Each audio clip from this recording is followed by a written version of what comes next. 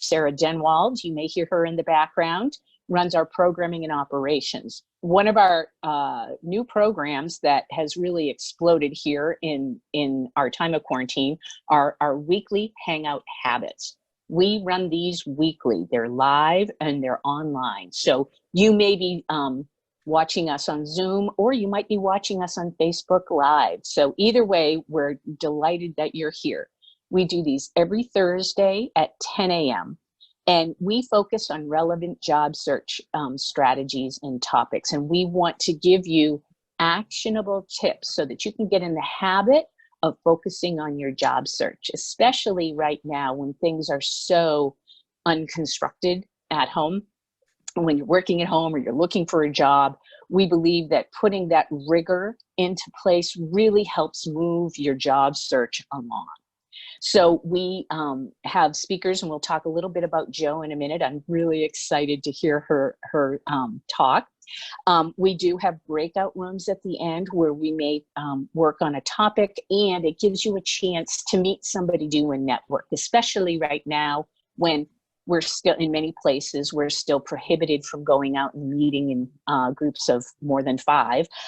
Having online networking is really, really important. And finally, there is accountability and report backs. And we like you to do that in our Facebook community page. If you haven't joined already, we encourage you to do so. We've got great resources and community up there. I want to talk a little bit about what we're talking about today, and I'm going to introduce our speaker, and then I want to give you a heads up about next week. So today, I am delighted to welcome Jo Burkholder, who is the principal of Terra Firma. She has a background that I think many of us would, I certainly envy. She worked in higher ed for many years and has made a career pivot. And she now works as a collaborative leader, coach, and consultant, and she specializes in diversity and gender equity. And she's particularly passionate about solving the diversity brain drain in STEM. And speaking as someone who worked in tech, I'm right there with you, Jo. So she's got applied program management knowledge, working in both nonprofit and educational settings, and she works to align curriculum, grow enrollment, and support staffing. Jo, we had the pleasure of working with Jo last year. She came through our Career Catalyst program, and she is one of the 20% of women who come through and become entrepreneurs. So today she's going to talk about language habits to break and why we need to stop apologizing. I know I do this all the time.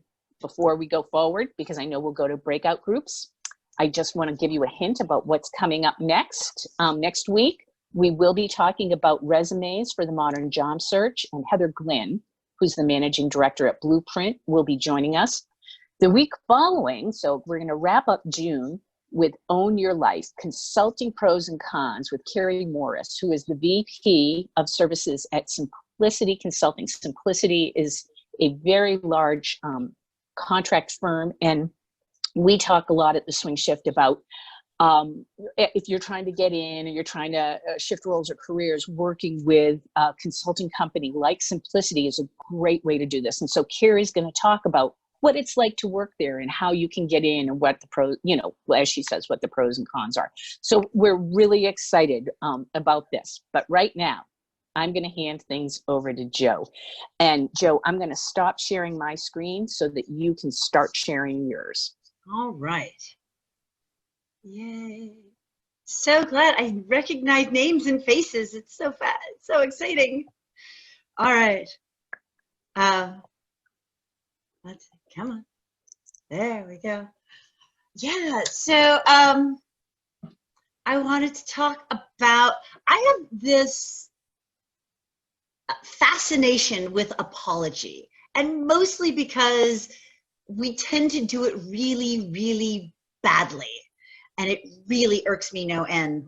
I've written pieces about it. I've done interviews with professionals about it. I have started and toyed around with writing a book about it. We're not going to give you all of that this morning. But I do want to talk about these issues about gendered language. And there's a lot of debate academically about, there's a woman named Deborah Tanner who says, look, It doesn't matter. We should all just get along. Yes, men and women do communicate differently or tend to communicate differently, but it doesn't, we should just adapt. I tend to disagree, and I disagree for two reasons. One is that language affects our internal processing. That is, the words we use influence how we think. So if you've worked with a therapist, if you've worked with a coach, you have probably had somebody talk with you about negative self-talk, right? And the ways in which we put ourselves down, we tell ourselves that we're not good enough, we're not certain enough, we're too confused, we're too this, we're too that. And it has an effect on the ways in which we present ourselves in the world. It has an effect on the ways in which we think about ourselves. So the words we do use do matter to us internally. They also turn out to matter externally and the ways in which we are perceived. We think about the kinds of voice that we use, the tones that we use, right? There's much more to our verbal communication than just the words. And I love this picture down here in the lower corner, right? That if you've not seen this picture before, if I said that the character in that picture was a beautiful young lady who just needed your help, you could probably see her immediately. And if I told you she was an old crone, you could probably find her, because you could tell because the difference in voice, right? You would be able to, the perception of something, no matter what it is that's in front of us. The ways in which we use language, we use voice, we use communication affects how people see us, even if what's right in front of them doesn't change. Bain and company and others have done tallies, they've analyzed thousands of hours of conversations and meetings, of jury deliberations. And what we find is that women tend to do several things. One, we tend to hedge or waffle. I know it looks like a piece of chocolate, but it's supposed to look like a waffle. We make excuses. The dog ate my homework. We tend to apologize more. We take up less space. We tend to be more comfortable having conversations side by side rather than looking people directly in the face. It's a little bit harder to do that now that we're all on Zoom and video calls and everybody's in little squares in front of us. But the tendency is to want to have side conversations, right, rather than face-to-face conversations. We tend to process ideas externally. And this can mean that we'll talk through our ideas, not in our head, but we'll do it verbally and say, gosh, well, you know, let's think about what the solutions to this problem might be. It might be 1, it might be 2, it might be 3. And I don't know, maybe there's a 4th one. And it can make women sound, when we do this, when anybody does it, and women tend to do it more, but when we do it, it sounds insecure or it sounds uncertain. Whereas someone like my dad's a great example of this. You ask my dad a question and he goes, And he's thinking through the answers in his head and he gives me one when he's figured out what the solution is.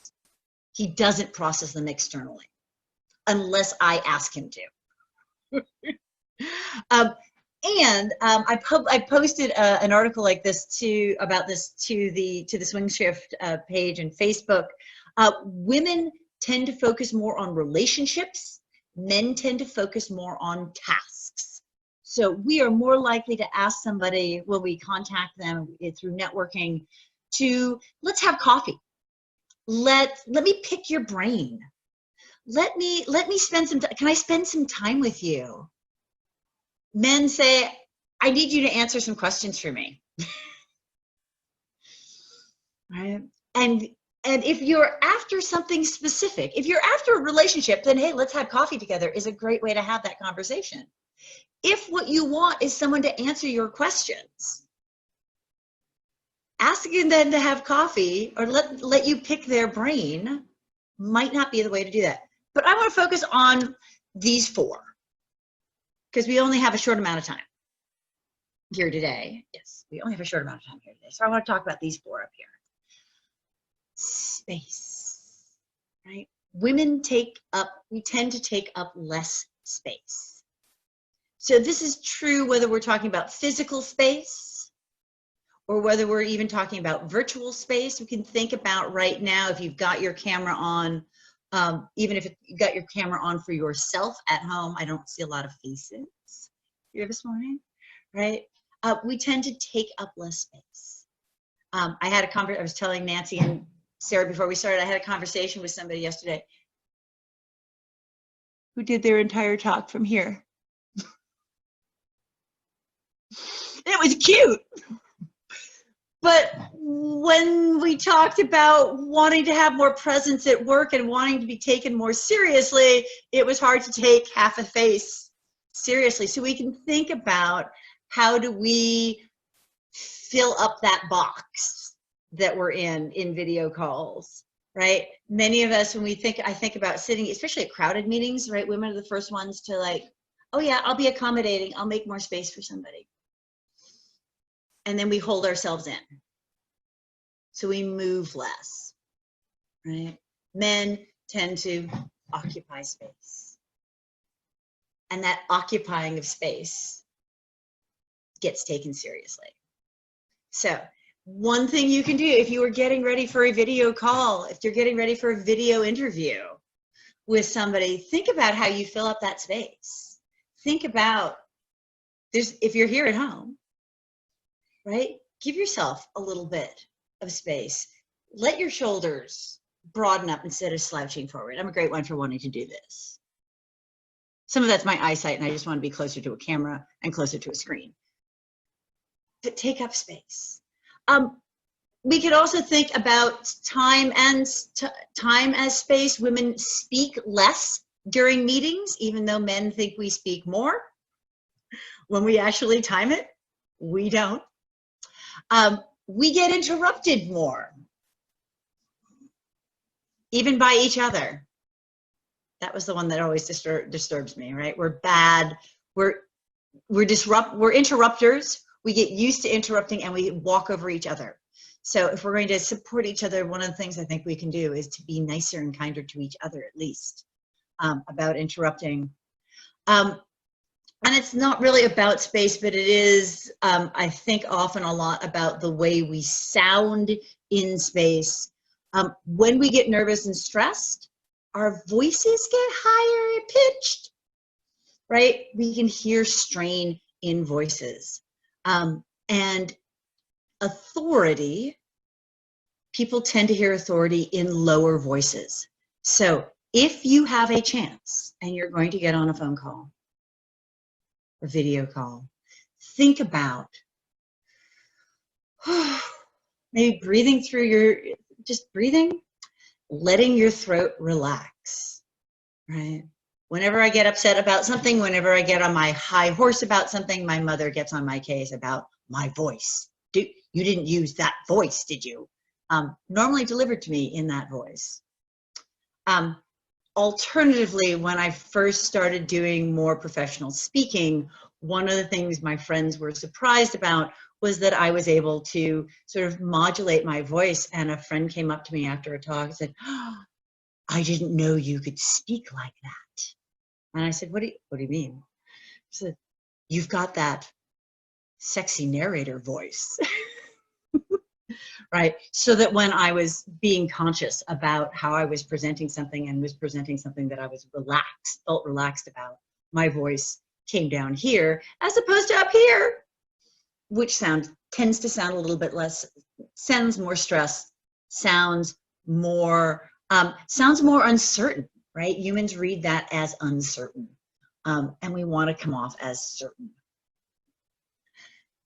Women often use more hedges. This is a linguistic term. It means something that either limits, restricts, or diminishes the object, and it tends to be a way to convey uncertainty. We use them all the time in English as a way to express either maybe fuzzy categories. It was sort of a fish. A whale is sort of a fish. It's not really a fish, it's a mammal, but it swims, it does fish-like things, so we can allow that to happen, right? Examples of hedges, things that we see all the time in language, especially when and you can catch yourself, you practice, if we practice, we can catch ourselves verbally, but we can definitely catch ourselves when we're writing short emails, that introduction on that intro email on LinkedIn, that connection request, that request for informational interview. And we tend to back off of what we do. We tend to feel insecure. So we say things like, I just want some time, a little bit, or around so much time, or somewhat, and it might, or it may be. When we're speaking, we use a rising intonation, right? You know what I mean, right? Right? What? I don't, maybe I'm not making a statement. Suddenly the statement starts to sound like a question. So I kid you not, I am guilty of this. I find it in myself all the time, and I work to change it. Where am I going? Come on. There we go. Right? I kid you not, I have written this email. I would just like around 15 minutes of your time to help with like a little bit of research I'm doing that you might find interesting. All right? Huh? Could you please? It starts to sound a little bit, I now refer to this as my Oliver Twist email. Please, sir, can I have some more? All of those things that I highlighted, I could get rid of. I would like 15 minutes of your time to help with research I'm doing that you will be interested in. When can we talk? Can I get 15 minutes next week? Right? Sounds so much more certain. And I can tell this by, I know this because of the data, but I also know this because of the reactions I get when I write these emails differently, right? I have people who are like, oh, you're a researcher, what are you doing? How can I help you? As opposed to, I was like, what was this like? I'm being nice, but like, what was this about that you wanted something from me? We can get what we want better if we can ask for it more clearly. We ask for it more clearly when we get rid of these hedges. So when we're doing, and especially when we're writing that LinkedIn connection request or that really short email where the numbers of, or that tweet, right? Where the number of characters are at a premium. Don't waste words, don't waste space on hedges. Say what you want to say and you will come off more certain. And I have excuses, right? I have to admit, my first dog actually ate student homework. I had to go to students and say, I'm sorry, my dog ate your homework. Here's your slightly chewed term paper back. Excuses are things that shift blame, and they are tempting responses to certain types of interview questions. So when we get those tricky questions about when things went wrong, things like, tell me about a time when your job performance was low. Tell me about a goal you failed to meet. Tell me about something where you failed. Sometimes there is a very legitimate excuse. There's a reason why something happened. You had a traumatic accident. You went through a period of depression. You had babies at home, sick family at home. We all have reasons. But ask yourself what is needed in this moment. Most of the time, people aren't really asking about, they're not asking for insight into your life. They probably don't really even want the insight into your life. What they want is an opportunity for you to tell them about how you fixed a problem. Right. So we can apply good storytelling and say, well, you know, I had this goal of producing a course on linguistics, and the first time I taught it, I did what everybody told me to do, which was to teach from the textbook. It was a failure. I felt bad. Students didn't like it. Nobody liked it.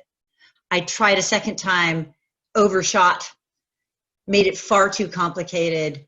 It got even worse. And the third time I reinvested and did it from what was in my heart and what I really knew the best. And within one run of the class, by the second run of the class, it had improved. By the second run of the class, it was one of the highest ranked courses on campus. What did I do wrong? What went wrong with that second course, that second iteration? Doesn't matter. Whose fault was it when my guest speaker didn't show up? Doesn't matter. They're not looking for an excuse. They're looking for, tell me how you found a problem, had something go wrong, and fixed it. Right? So when we think, if we're tempted to make an excuse, my thought is, think about whether an excuse is really needed. Because most of the time, an excuse is not. When it is needed, often what we need is an apology. And so I want to talk real quick about my pet peeve, right? Or apologies. We could probably have lots of gradations of categories of apologies, but I want to talk about just two and make it simple. One, we can do a sincere apology. And they're not terribly difficult in terms of their formula. They do three things. They express regret. I'm sorry. They accept some responsibility for the harm that has been done. I didn't mean to step on your toe. I didn't see you there. My bad. Wasn't looking. Too busy looking at what's on the top grocery store shelf to notice that you were standing right next to me. Sorry, right? I'll pay more. And it makes an offer of atonement or a promise. I will do better in the future.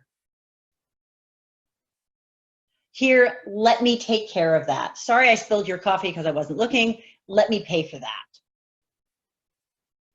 That's a real apology.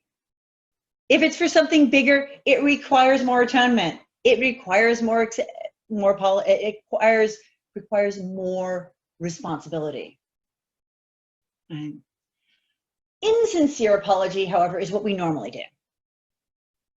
It's the just, I'm sorry, I'm sorry, I'm sorry, I'm sorry. Sorry to take up space. Sorry my hair looks the way that it does. Sorry that I dress the way that I do. Sorry that technology doesn't work the way I wanted to this morning. Sorry, sorry, sorry, sorry, sorry. And it comes without a claim for responsibility. Sometimes there isn't a possibility of atonement. I can maybe try to be more responsible about having my technology working, but I can't really promise that technology is suddenly going to become unglitchy.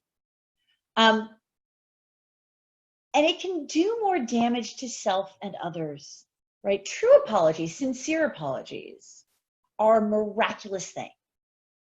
They heal relationships.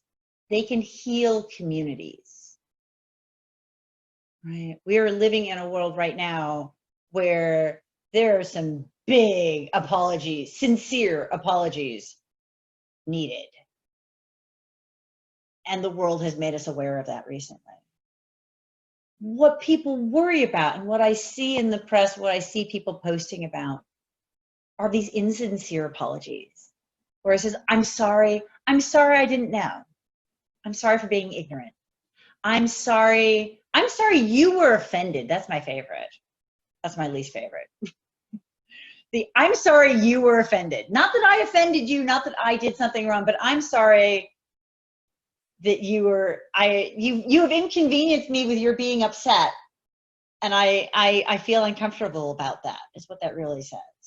It's not really an apology.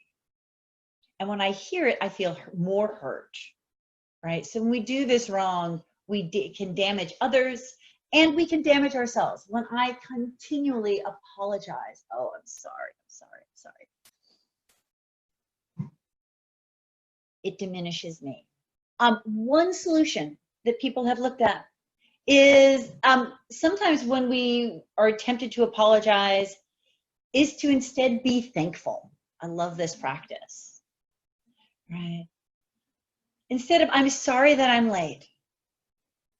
Thank you for your patience.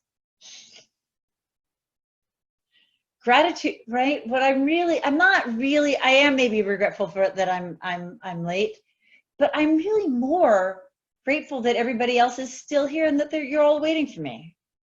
That you've been patient with me. That you've been understanding with me.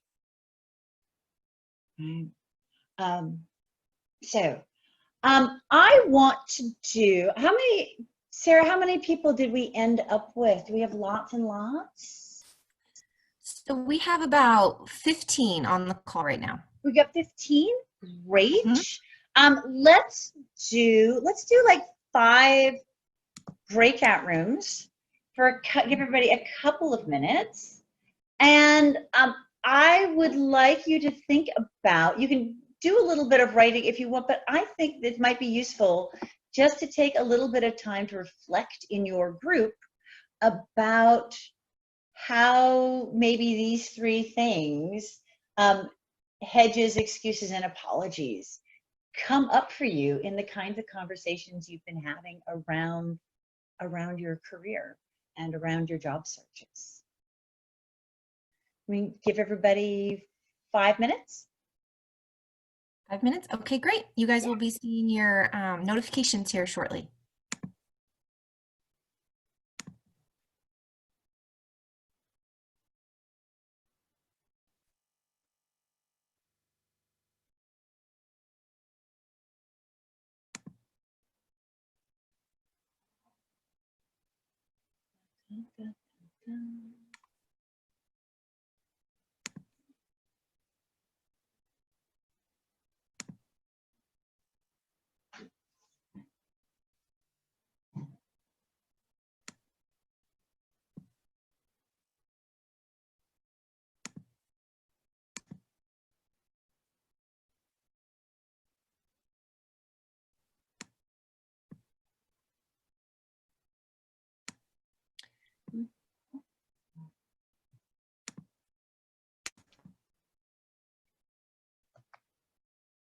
Let's see, Kimberly, I see that you aren't in one.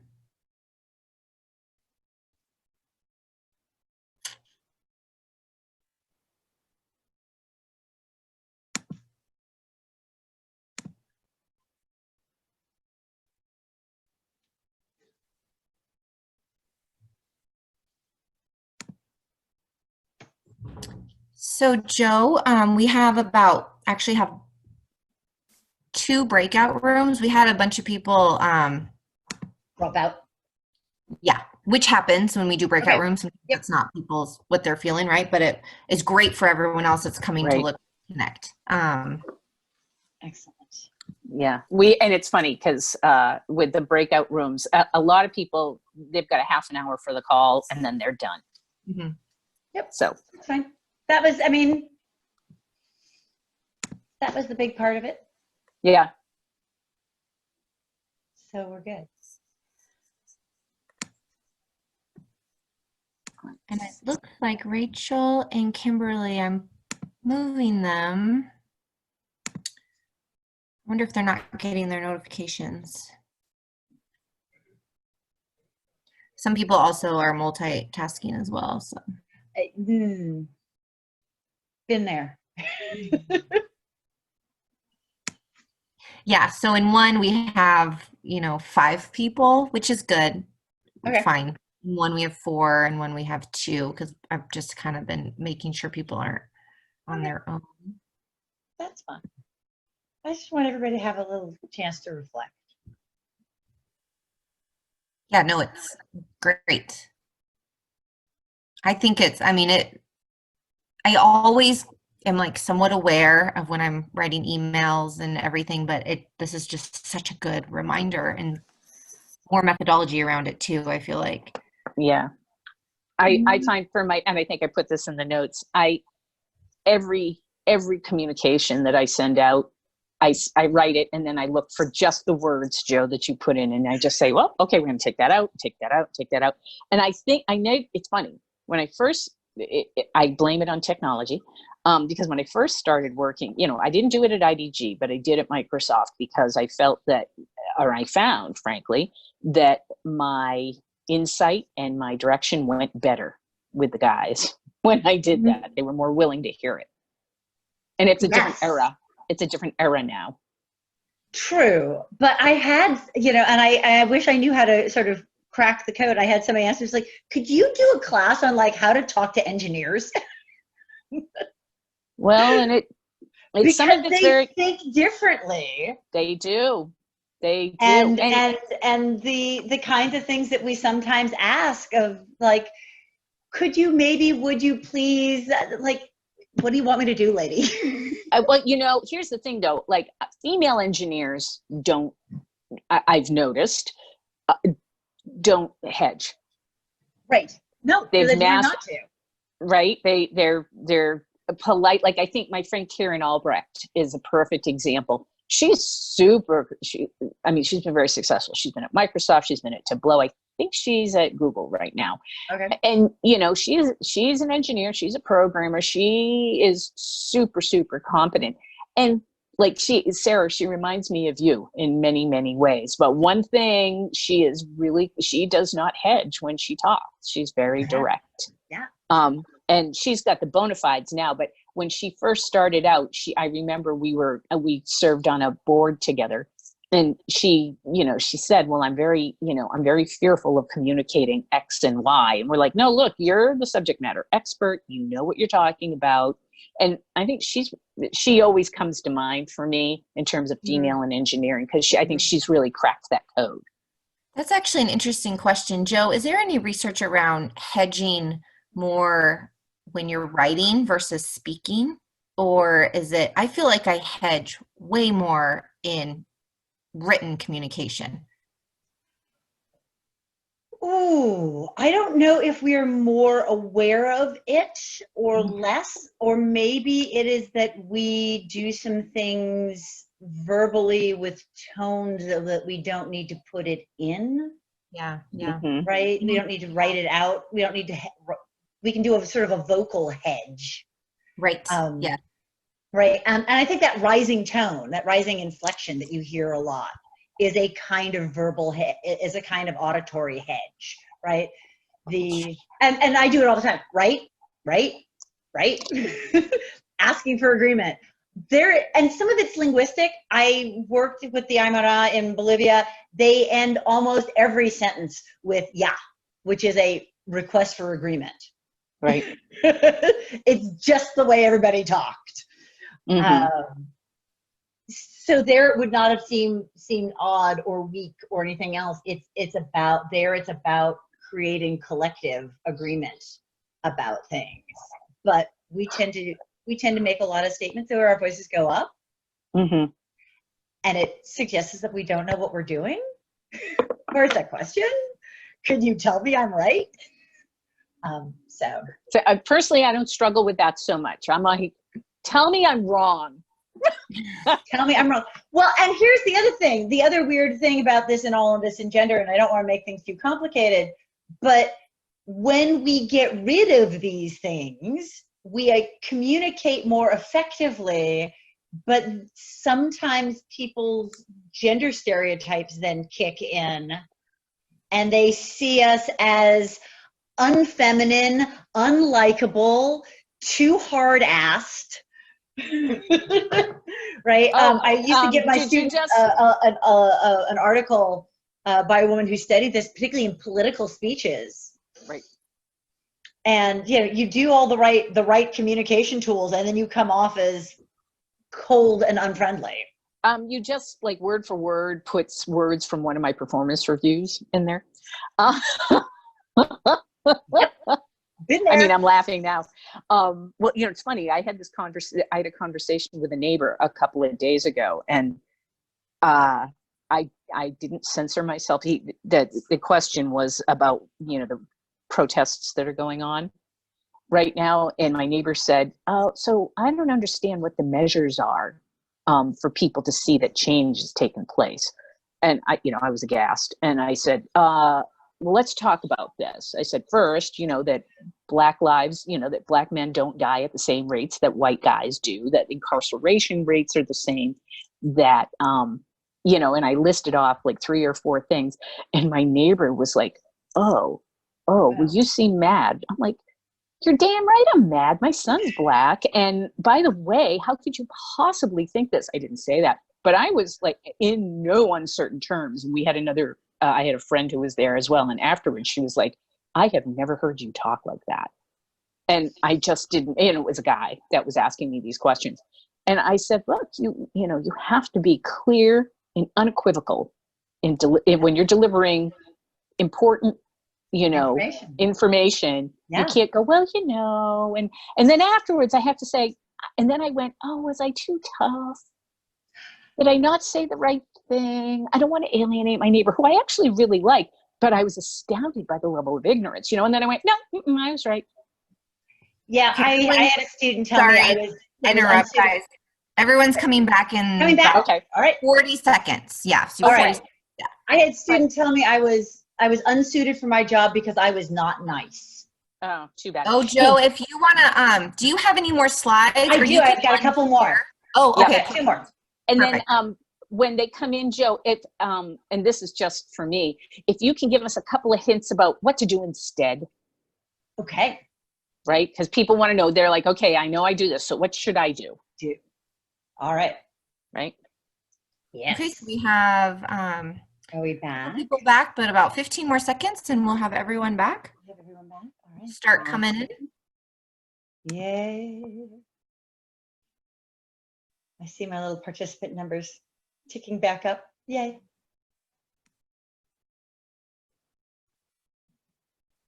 All right. Oh, come more. Yay. Welcome back. So I want to talk about 2 or 3 last things. One, what do we do from here now that if you've recognized that we have these habits? How do we break these habits? One of them is practice. So if you're getting ready for an interview, if you're getting ready for an important phone call, have somebody role play it with you and have them watch you.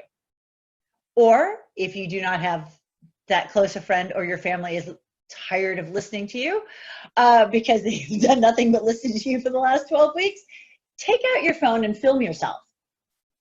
Most devastating, horrible thing I ever did was film myself, right? But I saw that I noticed how many times I pushed up my glass. I mean, nothing looks more nerdy and geeky than like doing this all the time. Right? How many times did I push up my glasses? How many times did I make weird, I tend to gesticulate a lot. So I'm all over the place. No, bring it in, right? Where does my voice, the difference between when I talk, when I'm relaxed and when I'm excited or upset about something, and being able to hear that tone in my voice and make that conscious effort. So practice is great. Editing and reading your emails is great. Write out what you need to write, then go back and scan for those hedges. If you can't find them, get someone to look it over for you. Anything I've ever written that's really important, I swear my mommy still reads my papers, right? She actually looks over. If I've got something that I really, really need to make sure I'm on point and I am clear, I have somebody else's eyes go over it before I send it out. And I think when it comes to apology, I think like excuses, right? This is a question about reflection and mindfulness and thinking about, is this necessary? Do I need to apologize for this? Because if it's not my fault, then I don't need to apologize. If it is something that I cannot change, I do not need to apologize. I do not have to apologize for my hair, my size, my weight, my needing for space and air and food. I do not need to apologize for things I cannot control and I cannot fix. I may need grace. I may need people's patience, and I may need to ask rather than apologize. So you can think about that, bring that mindfulness to that. 2 quick things. Oh, come on.